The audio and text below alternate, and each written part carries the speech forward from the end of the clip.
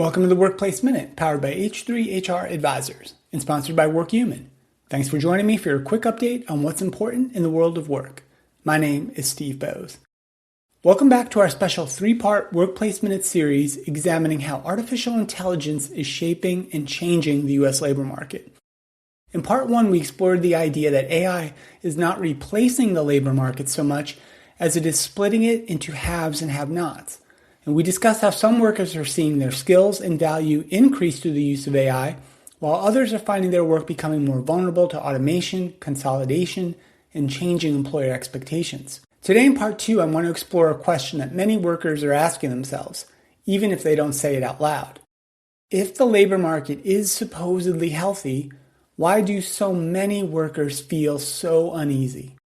Now, on paper, the U.S. labor market continues to look remarkably stable. Unemployment remains relatively low by historical standards.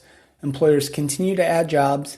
Layoffs, while certainly occurring in some industries and organizations, have still not reached levels typically associated with recessions. So by many traditional measures, the labor market appears pretty resilient. Yet if you spend time talking to workers, reading surveys, following workplace discussions online, or simply paying attention to the stories people are sharing about their careers and their current job searches, a very different picture begins to emerge. Many workers feel much less secure than they did just a few years ago. Workers who have jobs worry about keeping them, and workers who are looking for jobs often describe the hiring process as frustrating, confusing, and increasingly difficult. And professionals with years of experience report sending out hundreds, maybe even thousands of applications without receiving interviews or even responses. Recent college graduates describe entering one of the most challenging entry-level job markets in years. And even workers who are performing well and are receiving positive feedback often express concerns that forces outside of their control could suddenly reshape their careers. So how can both of these things be true at the same time? Well, part of that answer lies in understanding the difference between labor market conditions and worker sentiment. Traditional labor market statistics are designed to measure outcomes. So they tell us how many people are employed, they tell us how many new jobs were created, they tell us how many workers were either laid off or voluntarily quit their jobs. And these are all important indicators, and they help economists understand the overall health of the labor market. But these numbers don't necessarily tell us how workers feel. They don't measure anxiety, they don't measure uncertainty, and they don't measure the fear that your role may be fundamentally different 2 years from now than it is today. And those fears are becoming increasingly common among U.S. workers. Consider the messages workers have been receiving over the last few years. They've watched major companies announce substantial layoffs despite reporting strong profits. They've seen organizations increasingly emphasize efficiency, productivity, and cost reduction. And they've heard executives openly discuss the potential of AI to automate tasks that were previously performed by people. And they've watched companies freeze hiring, reduce management layers, and restructure their teams in pursuit of greater agility and to free up money for investment in AI technology and capacity. So many workers have concluded, rightly, that even strong company or personal performance do not guarantee long-term job security. And this feeling is reinforced by what is happening beneath the surface of the labor market. Now, one example is the decline in worker mobility. During the labor market disruptions that followed the pandemic, workers had significant leverage. Employees changed jobs at record rates, and organizations competed aggressively for talent. Wage growth accelerated, and workers often felt empowered to seek out better opportunities. Now, today, that environment's changed dramatically. Employee quit rates have fallen, so workers are just staying put longer, and many employees are choosing stability over risk. That may sound like a sign of confidence, but in many cases, it actually reflects caution. Workers are less likely to leave their current jobs when they're uncertain about what awaits them elsewhere. In other words, workers are not necessarily staying in their jobs because they're happy. Many are just staying because they're nervous.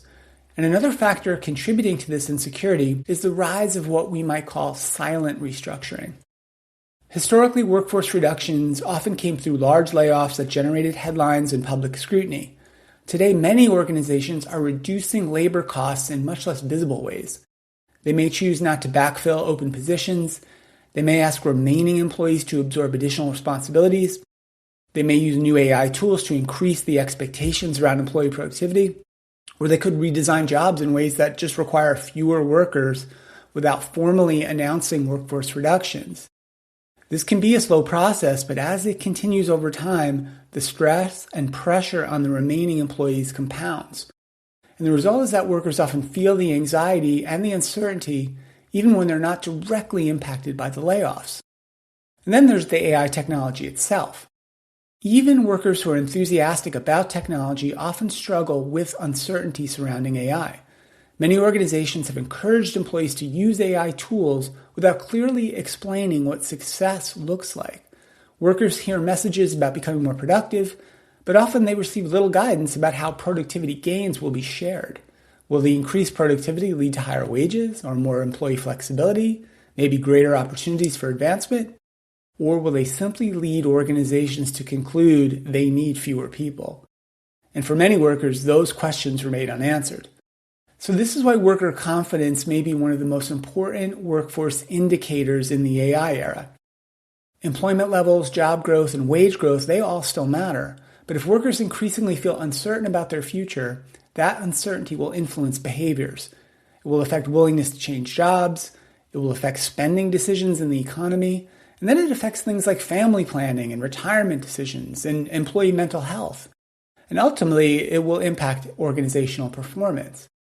Workers who feel secure tend to want to invest in their futures, and workers who feel insecure tend to focus just on protecting themselves. And this distinction has enormous implications for employers. Leaders always talk about the need to build trust, but trust isn't built through statements about productivity or efficiency. Trust is built when employees understand how these massive changes will impact them. Trust can be built when workers believe they have opportunities to learn new AI skills. And trust is built when organizations are transparent about their plans and honest about the challenges they face. As AI continues to reshape work, the organizations that earn the most trust will gain a significant advantage. Their employees will be more willing to experiment, to adapt, and embrace change because they believe the organization will invest in their success as well. So the labor market at the high level may seem stable today, and the numbers may continue to look healthy. But beneath the numbers, many workers are asking a very reasonable question. What happens to me next? Until workers feel they have a credible answer to that question, labor market stability and worker confidence may continue moving in very different directions. It's something that all leaders need to understand and get ready to address. Thanks for listening to part 2 of our 3-part Workplace Minute series on how AI is reshaping the labor market. On Friday in part 3, we'll conclude by exploring how the growing debate over worker protections, AI governance, and whether employers, policymakers, and technology providers are moving quickly enough to ensure that AI improves work rather than simply making it more efficient. And a big thank you to WorkHuman for supporting the Workplace Minute. Be sure to subscribe to the HR Happy Hour Network on YouTube or wherever you get your podcasts. I'm Steve Boese, and this has been the Workplace Minute from H3 HR Advisors.